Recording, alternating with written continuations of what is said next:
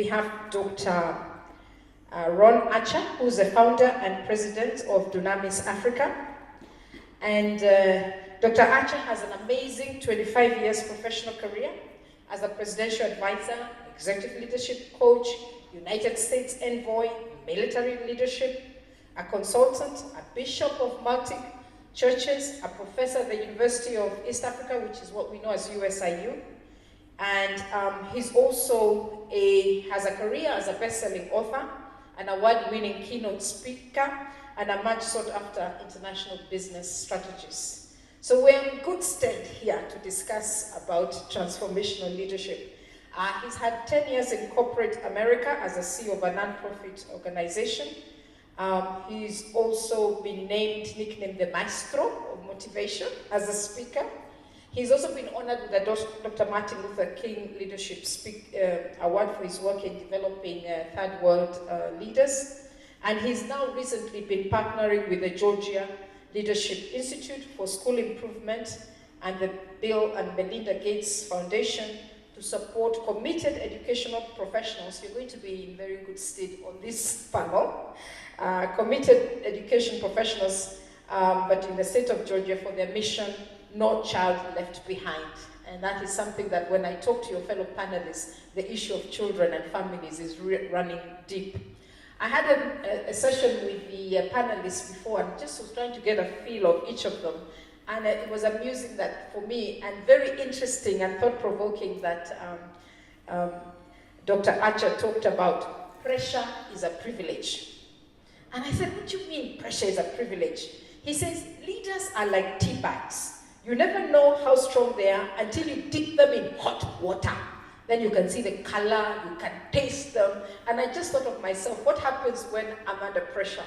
I was under pressure trying to make here in time with the traffic, and I probably wasn't a very good example of a tea bag to my poor driver.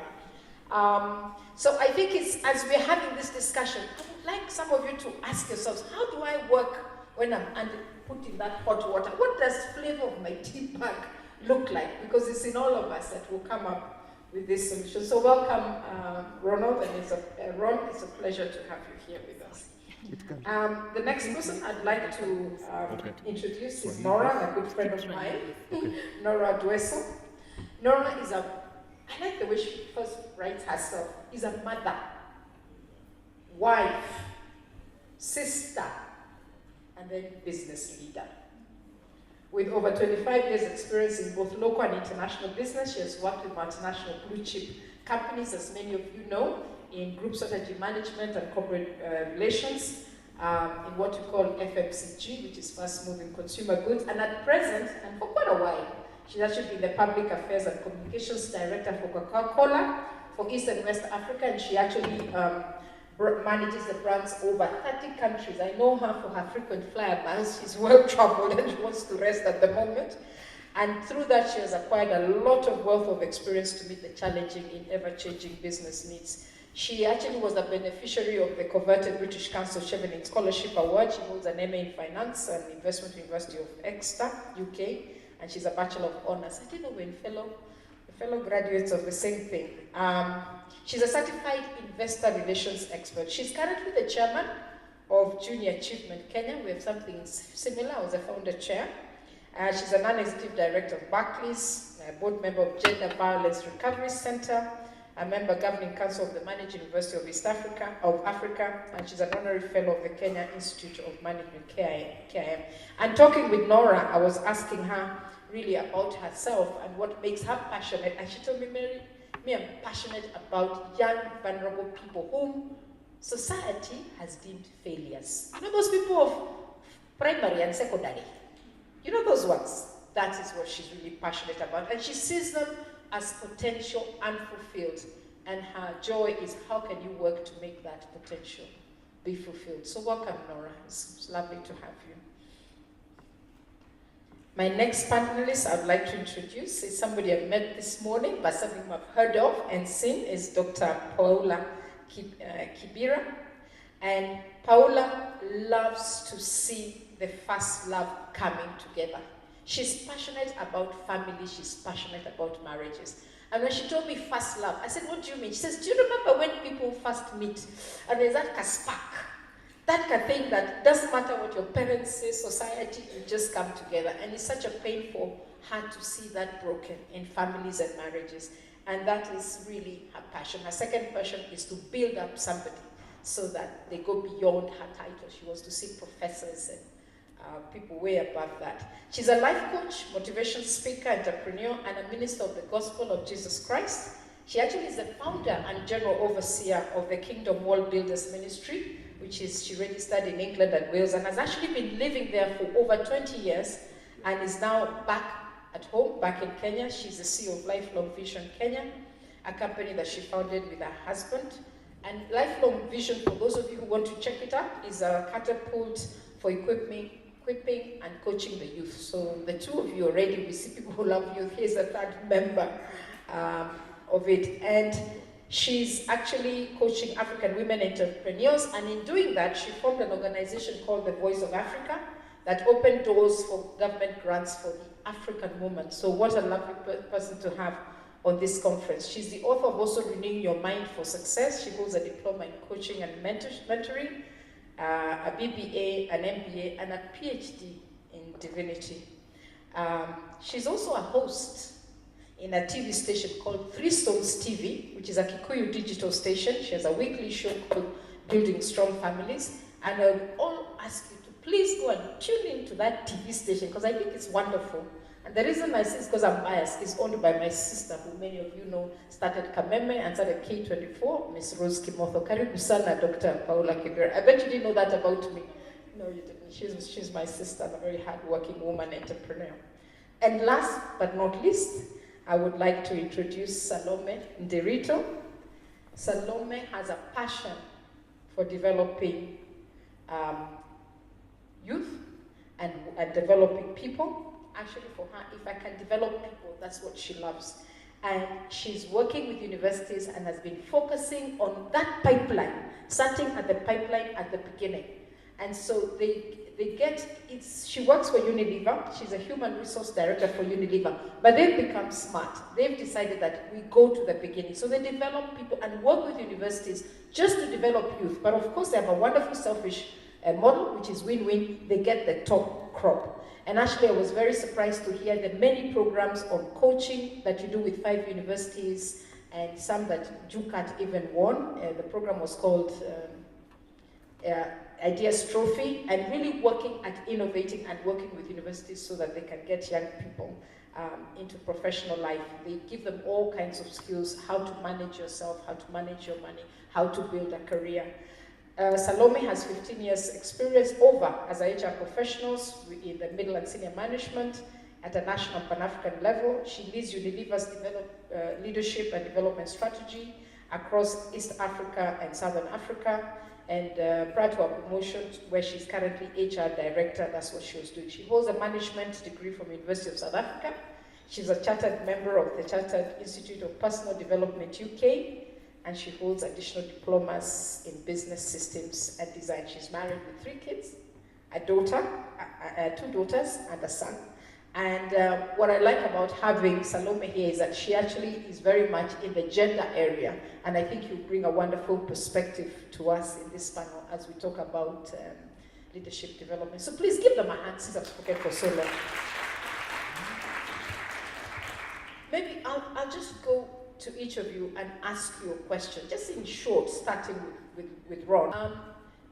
When we talk about transformational leadership, I can Google and I'll find wonderful things about transformational leadership. But for yourself as an individual, as Ron, what for you is it in your personal practice, and what would you say is the thing about transformational leadership that is key for Africa and needs to happen?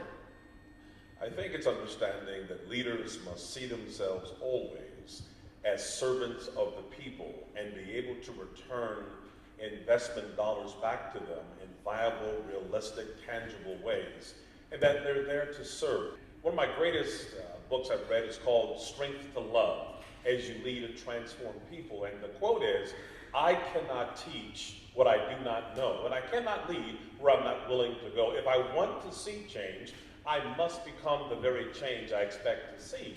So transformation really starts with me. It starts with me realizing, one, I don't know everything. Number two, I value other people. Number three, that on everybody's forehead, there's a tattoo called MMFI, which means make me feel important. Number four, it is to deliver on promises made, and it is to collaborate with differences and actually work with people who get on your nerves. To be able to partner with people who aggravate you, who are different from you, who do not agree with you, and if you can do that, transformation takes place when you blend opposites together, and the paradoxical didactic ability to create synergy out of opposites creates the new creative opportunities for growth and change. Well, I love what you're saying, helping the young and bringing them young into your own organization like Unilever, and you've been doing that for many years. What is the challenge, as you also talk about transformational leadership, in making sure that the managers who are with them and developing them so that they too can be now the right leaders? What are you doing in ensuring that they get this balance between the art and the science, that they have the courage to be tough, but also have the guidance, the motivation, and the ability to reason so that they are trusted? So I think basically what we're doing with these young people is that you bring them to the organization to develop them to become future leaders. And the people that we are working with, you know, the young managers that are coaching them, guiding them, ultimately they know that for them to grow, you know, they need to get successors. So it's really about them nurturing young leaders who can come up so that they can also grow. Because if they don't have people who are coming through, you know, they'll also not be able to get opportunities to move up. So it's really just ensuring that they are able to identify talent. And for us, we believe that, you know, transformational leadership is about impact, leadership with impact. It's about touching lives and making a positive impact, no matter how small. And really, when you bring these young people, you are looking at future leaders of tomorrow. And whether they are leaders in our organization or in other places, you know, we are creating leaders for the economy. Yeah. Thank you. Lastly but not last, Dr. We've talked a lot of things here, and we're talking about leadership with impact, touching lives. I love that last bit.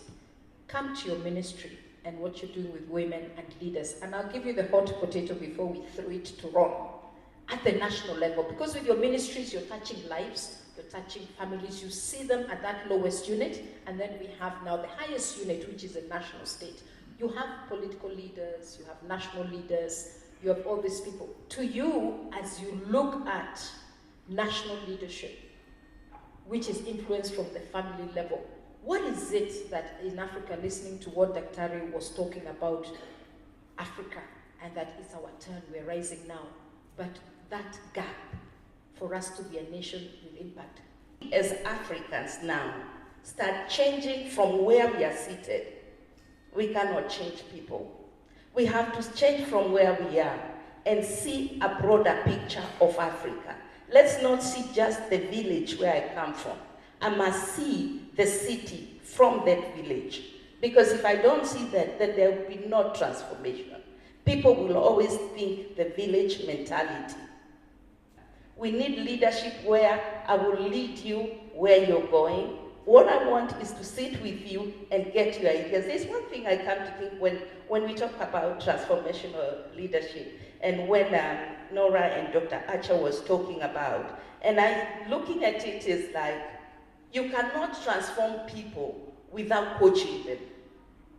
You got to be a life coach with those people so that you can bring out the best out of them, and then you can be able to transform them into leadership. Well, thank you very much for those remarks. So please have some way of letting me know that you would like to speak and interject, but also to the panel. This will be now a free-for-all. You interrupt each other, we want to engage.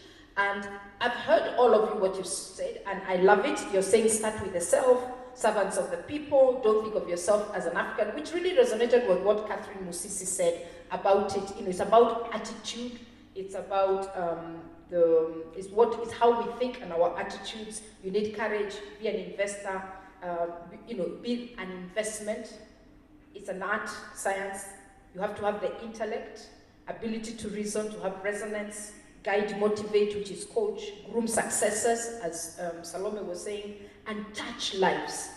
But I'll throw it this, and any of you can now talk, is that my view is that, I know we keep saying it's the leaders, but I was listening to a series last year, and I've been trying to buy the series. Bishop Oginde is talking on my favorite station, Hope FM. And he also said the responsibility with followers. We're very bad followers. And he talked about different types of followers. That is as much a skill for the leader, but also the followers. So I'm opening the conversation and to guide us in terms of leadership, transformative, but also the part of followers. What's the responsibility of the followers? And that I think we can't have good leaders unless we start also growing and nurturing good followers. Any of you, take the issue. I think one of the things about being a good follower is always realizing that you are a lifelong student and that the person that you're following can equip you and engage you and teach you, and that you can never be a great leader until you're a great follower by serving someone else. Martin Luther King said, you don't need a PhD to serve. You don't have to make your nouns and verb agree to serve. You don't have to understand the second law of thermodynamics to serve. All you need is a heart of humility to understand that everything you've gone through in your life is a down payment to serve somebody else. So followers, it's better to be the tail of something than the head of nothing. But do you really think that we have the heart, the humility of heart amongst African or human beings, followers in Africa, and particularly at the political leadership level, or even at the corporate level? Any of you? Let's engage. I want to have a big debate. Do we have that heart from our African society and upbringing? Mary, you've just opened a Pandora's box, and we could be here the whole day if we start talking about the African society and people that we're regarding as followers. I think that it's a whole plethora of issues and concerns. It could be the evolution of culture. It could be about our socialization. Fundamentally, I am of the view that every follower is a leader. Yes. Because the way we are socialized, even here in the room, I'm already looking at some of your eyeballs, and you're speaking back to me, and in your view, you have a certain definition of who a leader should be. My personal view, and I believe that I am right in many senses, is that a follower is first of all a leader. Because leadership happens at different levels. Many of you all of you who have come into this place led yourself here. You woke up in the morning, you had breakfast, and you led yourself here. Yes. So at the very fundamental level, you are a leader of self. Many of you here have built strong collaborative relationships. You are a leader in relationships. Many of you here are leaders in organizations or in certain entities that you make decisions in, regardless of that. So followers are also leaders, and I dare say that there is a huge responsibility that society also expects of followers, and we shouldn't determine that, oh, these are the leaders, we are the followers. Followers do have a strong responsibility to also learn from the leaders. Yeah.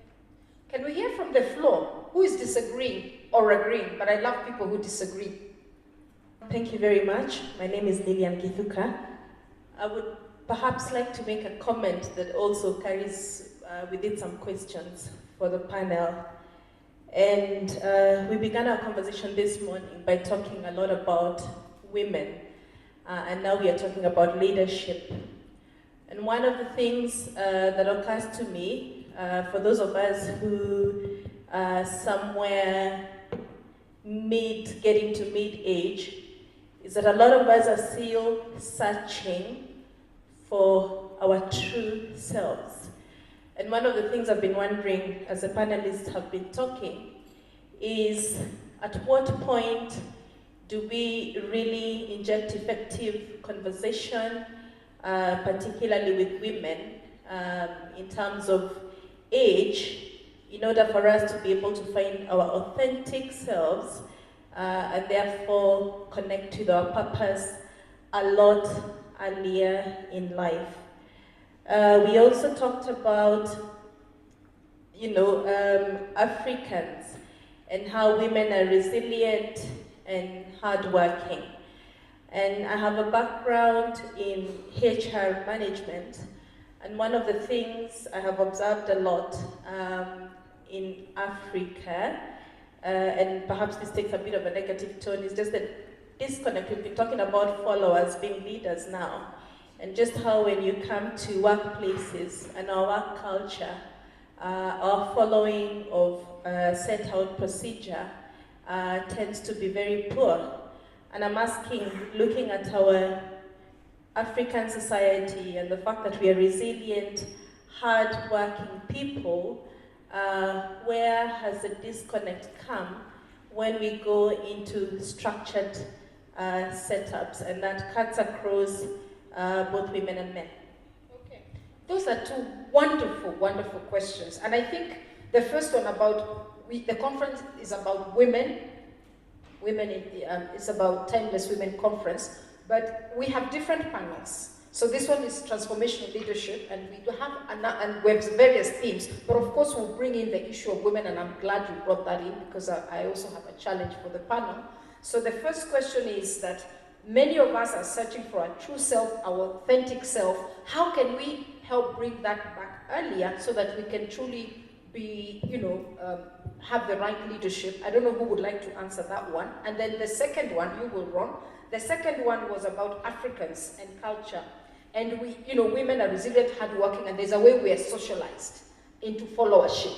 Then we go to corporate, and we then there's a disconnect because you bring that culture of followership and subsiding or whatever else in that. I think I got that. And who would like to take that in terms of the corporate?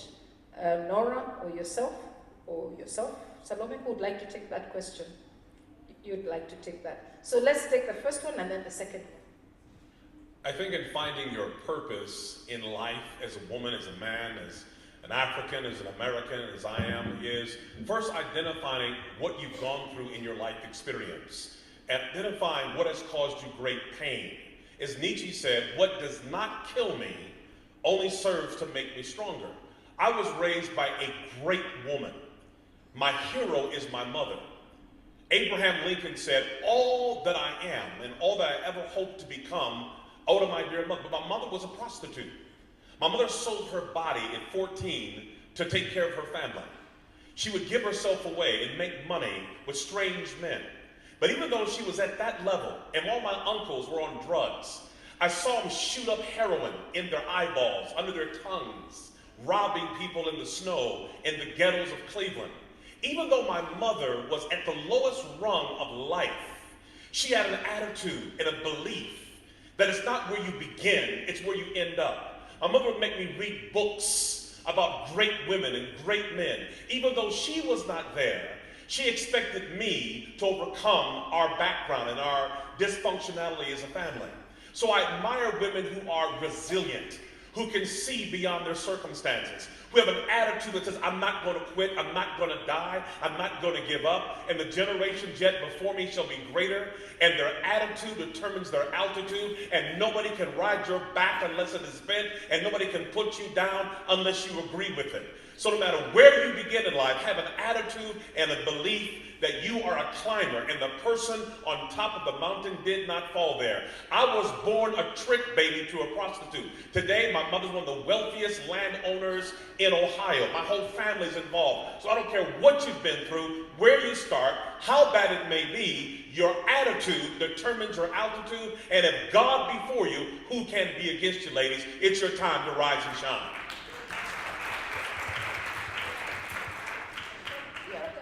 I just want to add just a short one.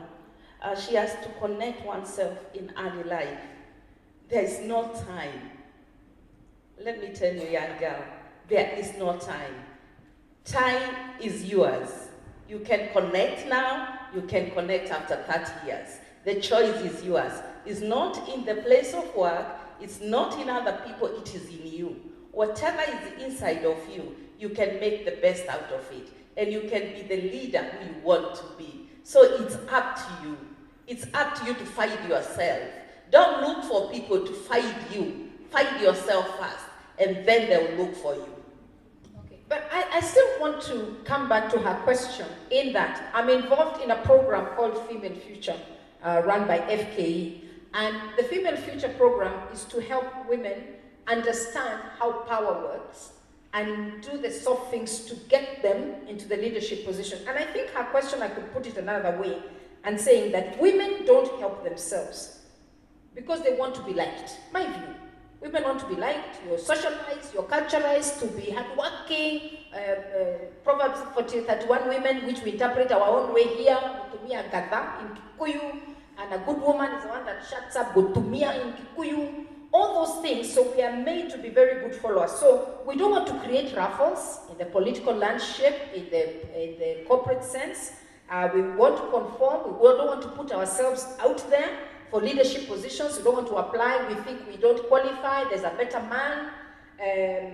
We don't really understand how the world of men work and what we need to do. Because we don't like politics, I don't want to be there.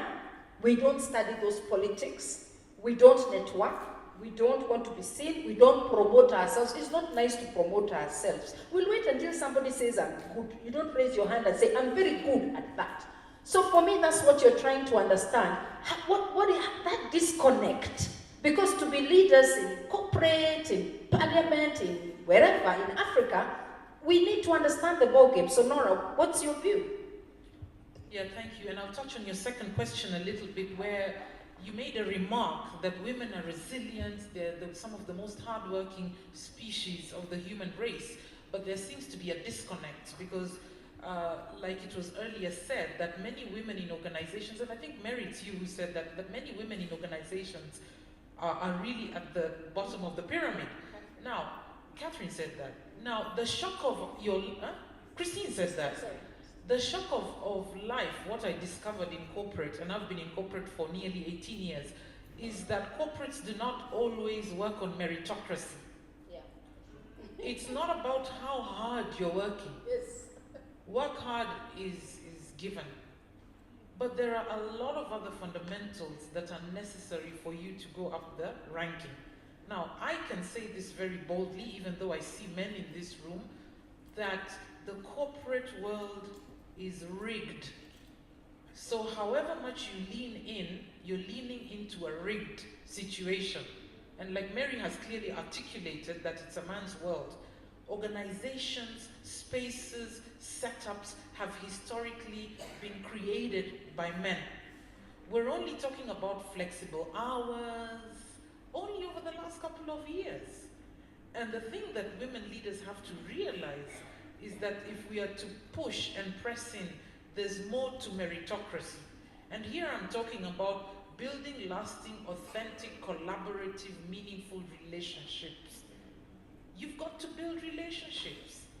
You can't continue just being described as a hard worker, good Mary, who, well, not this one, but good Mary who sits in a corner and works hard and churns out reports by the end of the day. You can work as hard as you want. But there's the element of working smart, which involves building relationships, finding the right sponsors in the organization, and lifting your hand up. Playing golf, for instance, once in a while going out for the parties that you need to be at, while still maintaining what I would call your non-negotiable values. So here I'm not talking about bending any rules. Here I'm talking about being smart about the goal that you have set yourself to achieve. And I have to say that today, now more than ever, there's just so many platforms that are open to training women and helping us to become leaders in our organizations. Including the law. Including the law. Take advantage of that. Yeah. Okay, just to bring back the conversation now to a global African level, and just what Christine was talking about, and I love listening to her, who was saying that Africa is rising. 5% GDP, more than doubling. Investment hub, and it's true, money is FDIs and everybody's looking. 30% of all global resources are in Africa. 60% of arable land, that's why all these people from Asia and the Middle East are coming to take huge tracts of our land, and because there's a food crisis, there's a food security crisis in the world. to grow crops. We have a growing population of middle class, and that's what really drives all the modern things like energy, because you have urbanization, you have needs, people want to do mobile, iPad, and all these are driving a growing service industry. What leaders then? What leadership we have now? We know the leadership in Africa we have now. What is that perfect view of leadership that we want to see, and where are these gaps that we can try and make sure we fill if we're to realize the goal, which Christine really said was a unified democratic continent that is a powerful global force. If this truly is a leadership that we're looking for, a transformation to get us to that goal, where we are, we know. What is a perfect one? What are those gaps? I'd like to hear from the panel. And then you people can sort of please come in, because this is a conversation between us and yourselves, that you say, you know what, this is my personal take. This is where I can participate in and make change at my Wangari Maathai little thing level. What do you think? Yes, the gaps that I see in leadership in Africa starts with the gender. The women. Women have been left out in Africa. Christine put it very clearly here that we are the majority voters. But let me just go a little bit Kenya. In Kenya, we believe that the leadership is for men, that's one thing. Then there's a myth that women hate each other. We don't. We love each other. This is a myth that has been brought. We are carrying it from one woman to another, from one generation to another, that we hate each other. And for that reason, we don't vote for women. Now, if we hate one another, who started the biggest organization in Kenya called Maendeleo ya Wanawake? Is it a man? Who? Women. Men copied. So women in Africa, yeah, women clap for yourself. Men are copying. Men copy what women started, and yet they come and tell us you hate one another. We don't. Women should rise up. There is a big gap. Women are not being elected in positions because the men are bulldozing their space there. I'm sorry to say these men in the house, but that is the truth. We are leaders, we have to speak as it is. And also the gap that I see is age. The older people or older men, they don't want to leave office for the younger generation. They don't want even to promote them or to create leaders. Today, you find that in a corporate office, or let's say, I have got a big organization, my husband is the leader and all that. If he passes on, God forbid, we have got nobody to take over because the sons have not been taught anything. Now that is in a family value, but it is also in the government, in the world, in Africa. There are no people, successors being trained to be left to take over the role of leadership. Hello, Wow. Hello, Mary. Yes? I'd like to come in. I've been putting up my hand for some time. Oh, I'm sorry, I didn't see you. And Janet and Karibu Sana, I heard you mention hadn't seen you. This is excellent intervention. That's what I want to see, people interrupting us. So Daktari has said 3 things. Women are being left out. That's one big gap in Africa. So 50% or 51 are out. The other one you said, because of this myth of disliking each other, we don't collaborate as women. And then the third one is age. So excellent 3 gaps. Janet, come with your intervention. I will now ask the panel to clearly also say what are the other gaps. Because at the end of this, when we leave, we want to say, how do we address those gaps? So thank you for giving us 3. Over to you, Janet. Thank you very much. First, I want to thank the organizers for putting together such a fantastic panel. I mean, we could go on and on because I've got many questions. My name is Janet Masharia. I'm from UNEP. My first statement is you cannot teach an old dog new tricks. And that's precisely what we have been doing. Teaching an old dog new tricks, whatever it is you want to call the old dogs. Already statistics show that over 50% of the population in Africa is under the age of 30. And we are not looking at this resource, whether it is the youth in East Africa, West Africa, North Africa. We are not tapping into this resource. We are hanging onto our values, what we were brought up with in the 60s, in the 70s, to hang on to increase our retirement ages so that we can continue hanging onto power, onto our fantastic UN jobs, our corporate jobs. We are not willing to let go, and that is the reality. As much as we talk about transforming ourselves, we are actually transforming ourselves to make sure we stay longer. And that is what we have to address. How do we tap onto this young generation that is crying out? You look at the Twitter messages that come on. We have this craze in Kenya. When something happens, something deemed to be political, the youth are quarreling in tribal lines. They are insulting each other on tribal lines. Why? Because this is what we have shown them as a mark of leadership. We are actually not leading them. We are continuing to do what we have been brought up to see as leadership. And I'm saying we because we are a collective we. Yeah, we are all responsible for what is happening. So the transformational leadership, really, if it's about us realizing that, hey, I'm 52 years and things are thick. How about looking back to those who are 30 and below? How do you, Dr. Kibira, in your family center work, how do you reach out to those youth to start thinking in what you're telling us? And likewise to Salome, in terms of when you go out to the universities. How are you reaching out to these young people who are crying out? There's a program that comes on NTV on Saturdays called Discovering to +254. If you look at, just watch that program, the wealth of the youth in Kenya is amazing. And that is where we need to start. Thank you. Wow, this is what I mean. The Paramount Chief would like to say something. Please give him the microphone. And karibu Kenya. Asante, nashukuru. You have a wonderful panel. What I want to say is, Madame Salome Nderichwa, I personally feel that much as she says women love one another, I don't think so. You know, you fail yourselves. You are the majority.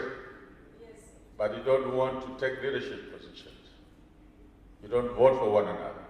You underrate yourselves. You underrate yourselves. So I think if we have to have women leaders in Africa, first and foremost, you must start understanding that you are capable to lead this continent. You can. Secondly, leadership. A good leader, in my view, must not only be humble, he must not be arrogant, he must not be intransigent, he must be a good listener. And if you are a good listener as a leader, you'll be able to understand what your people feel. Most of our African leaders, unfortunately, are not good listeners. And they have bad advisors. They listen more to their closer advisors than to the people. So leaders must open up to the people. Your advisors are the greater majority. Now I appeal to the African women on the continent to start thinking positively about yourselves. We need more African women to take leadership positions, whether in the corporate world or the political world. Thank you. Thank you very much. Thank you very much. And I love that affirmation that we are good leaders. The problem is also one of the things you said, we underrate ourselves. Now, before I come back to the audience, as you know, we had horrible Nairobi normal, terrible traffic. I used to work with sustainable transport unit at UN, so I know a lot about UNEP, so I know a lot about the problems of traffic in Nairobi, and that unless we have public service transport will never really manage it. So we do have to release one of our panelists who is speaking before the governors. He has a program, he works with it, Dr. Ron. We don't want to lose you, but therefore I will give you the mic, because we are now coming to the bit where we want to wrap up as we're discussing those gaps in African leadership, and particularly that continent level, to realize our potential, so that we can start to address what are some of the things that we can really do. And gender's come out a very big part of it, age has come a very big part of it. What would you like to add to the conversation? As I depart this wonderful audience full of dynamic, effervescent, brilliant women and supportive men, I would like to say that one, we men must stop being so insecure and afraid of dynamic, strong, brilliant women, but to partner with them and to support them and to invest in them and help them go to school and be their biggest fans. As the woman becomes stronger, I become stronger. We have come over on different ships. We're in the same boat now. We either learn to work together as friends or perish as fools, for a high tide will raise all of our ships. None of us can be greater than all of us. And teamwork will make the dream work between men and women. We shouldn't fight against each other. We should fight for each other, pray for each other, invest in each other, and realize the beauty, the brilliance, the dynamic, the awesomeness of this great creature, this great brilliant thing that God called Whoa Man, who makes us better because of their brilliance and their capability and their genius. I applaud the women who are here. I applaud the entrepreneurs, the doctors, the lawyers, the mothers, the sisters. I could not be who I am today without the love and support and the brilliance of dedicated, dynamic, lovely women who empowered me to live my dreams and not my fears. Final thought, look at nature. When animals are under threat, zebra herd, bees swarm, fish school, birds flock, people split. If we can unify around common visions and ideals, and women can become men's partners and men become women's partners, there is nothing that can't be accomplished.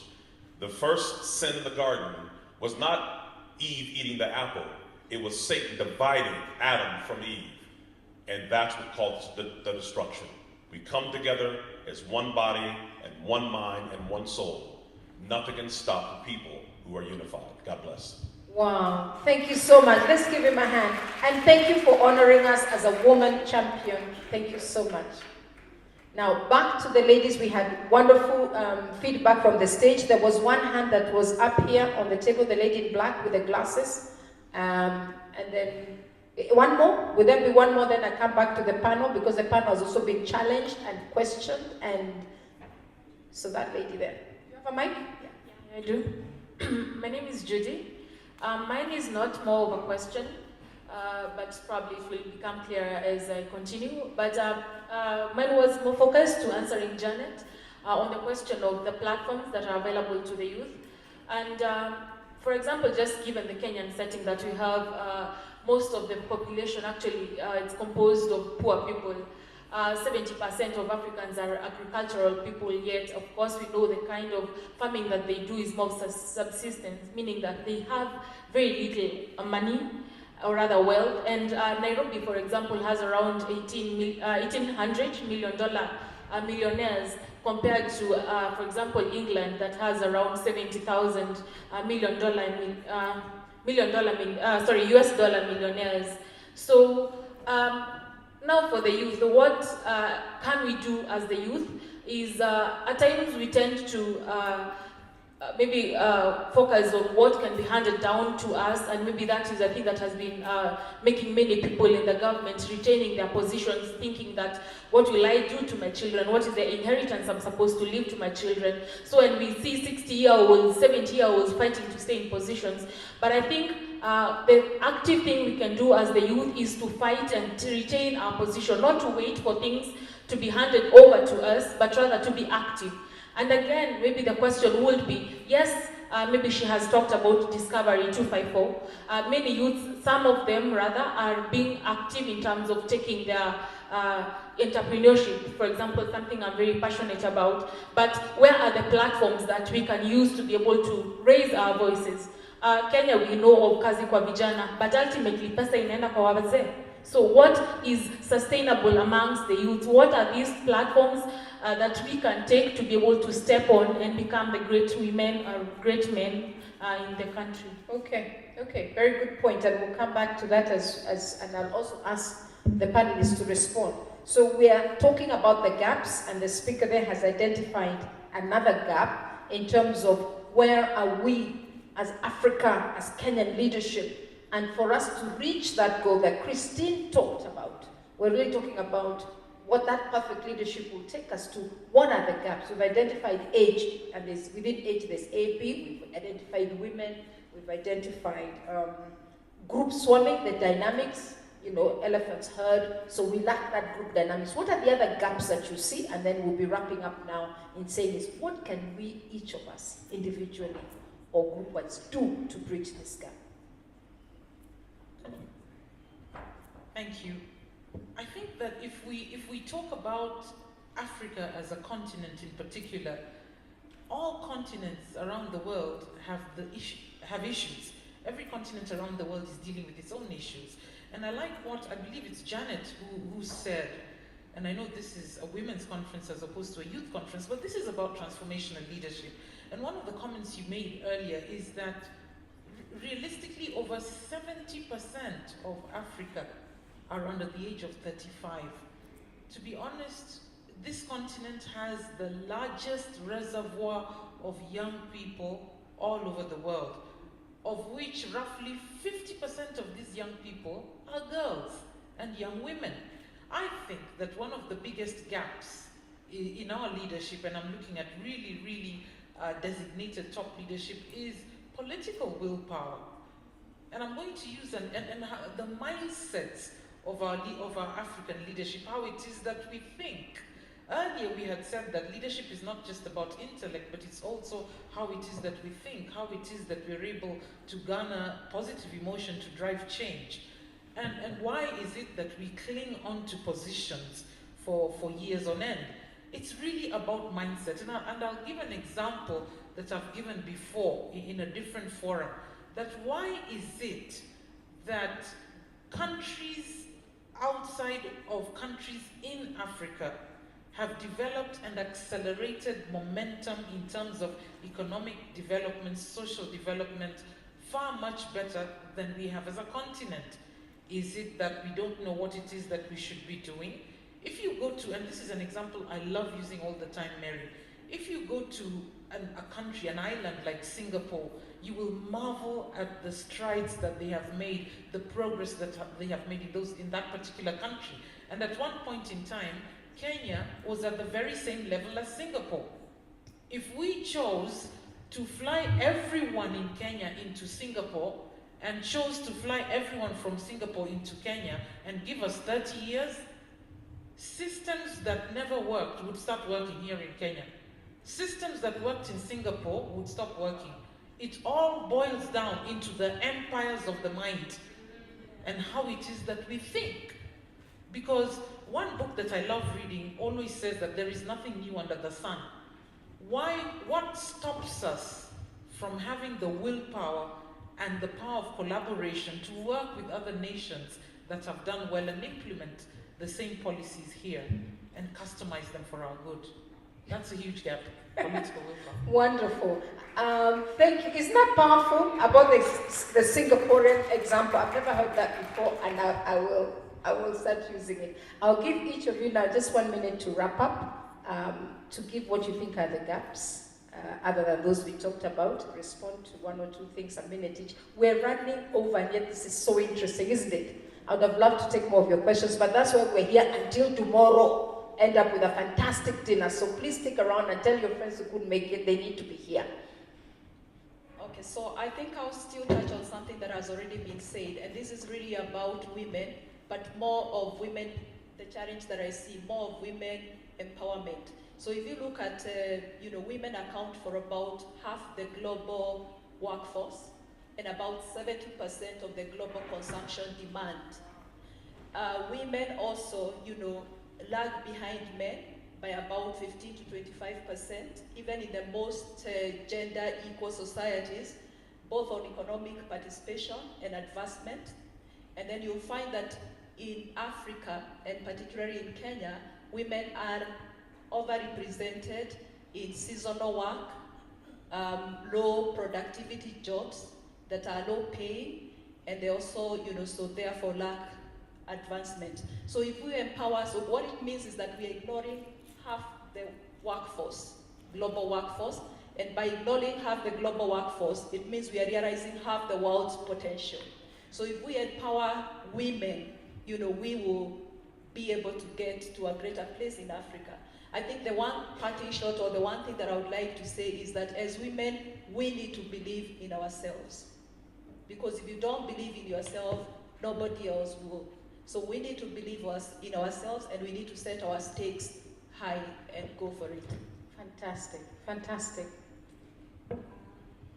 First of all, I would like to answer about leaving the young people your question. You asked me what we would do.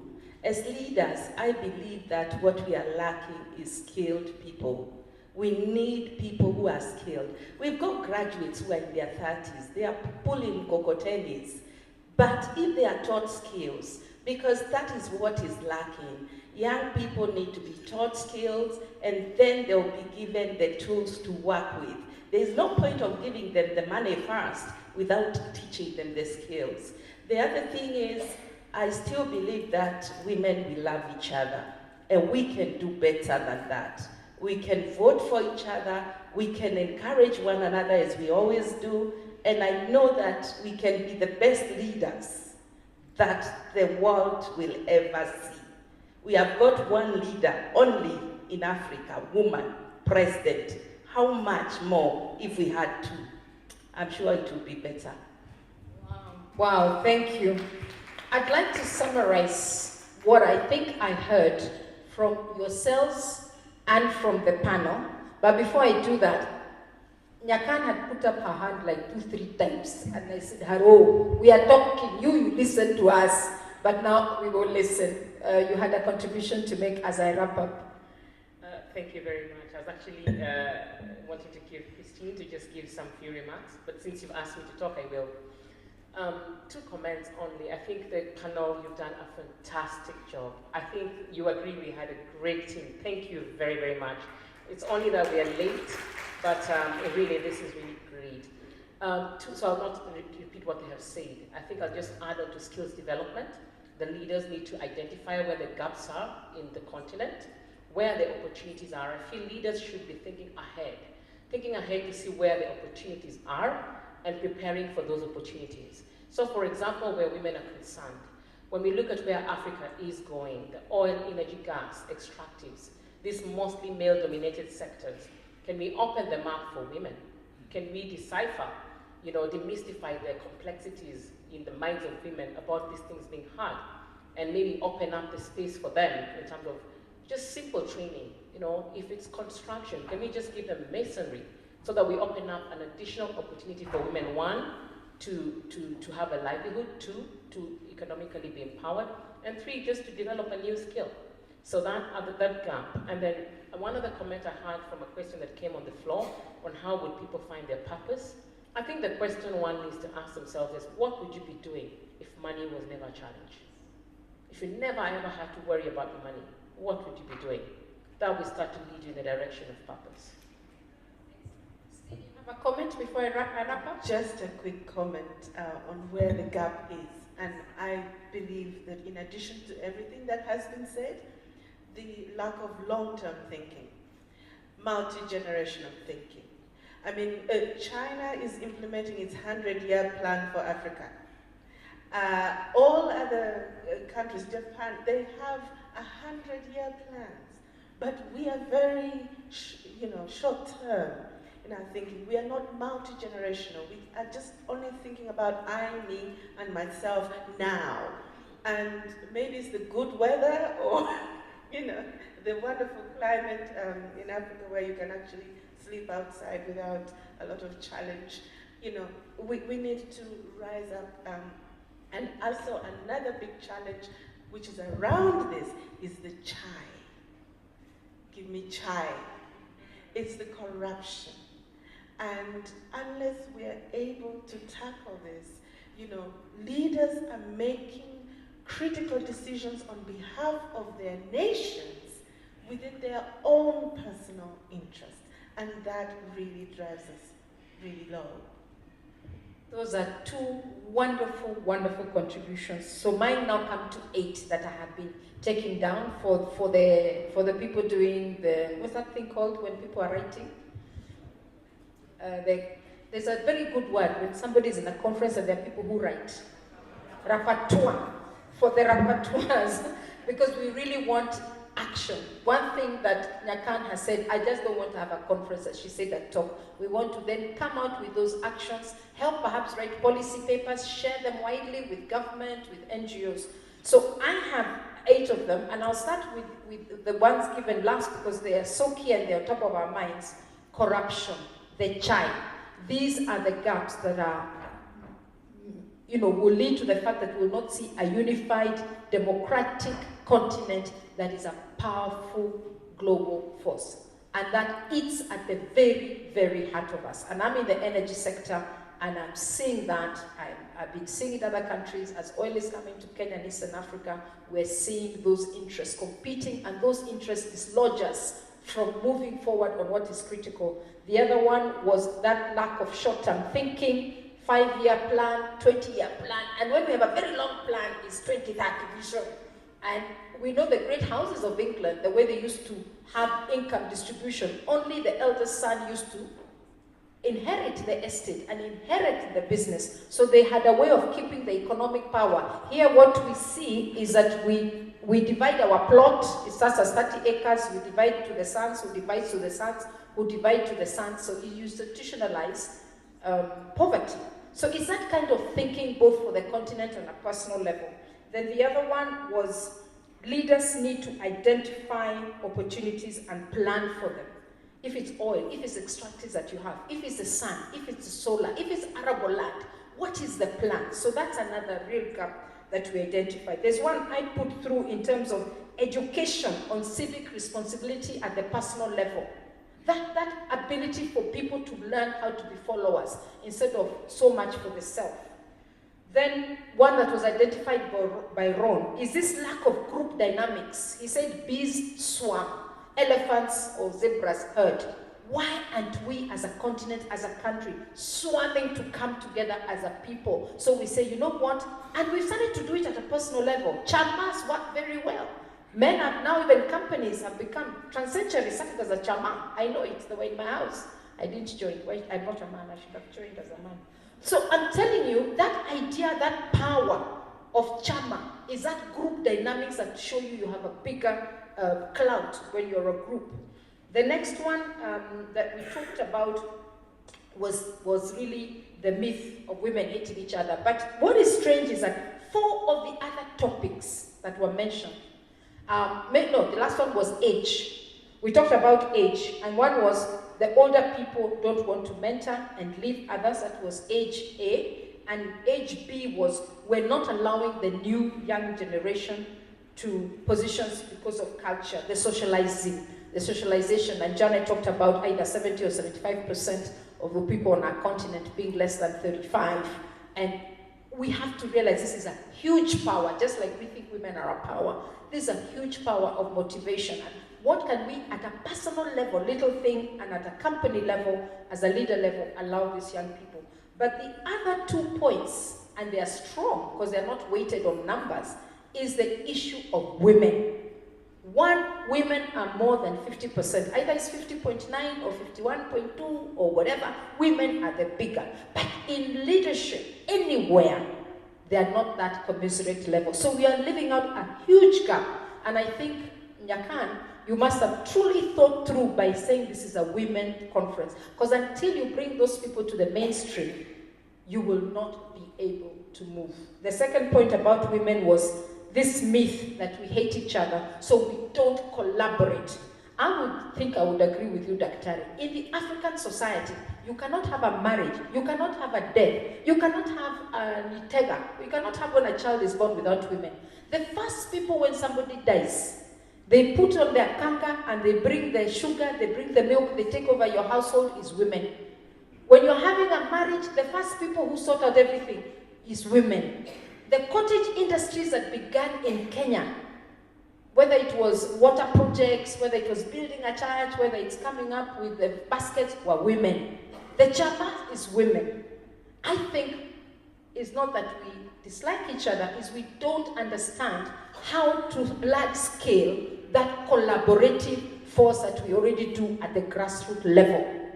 So, as I see it and as we've talked, and thank you so much to Ron, thank you so much to Nora, thank you so much Salome, thank you so much Daktari, and thank you to you. To me, the main message is here, that if there's one thing we had to address on transformational leadership that could bring immediate benefits, is the issue of women. Thank you very much. Have a nice tea break.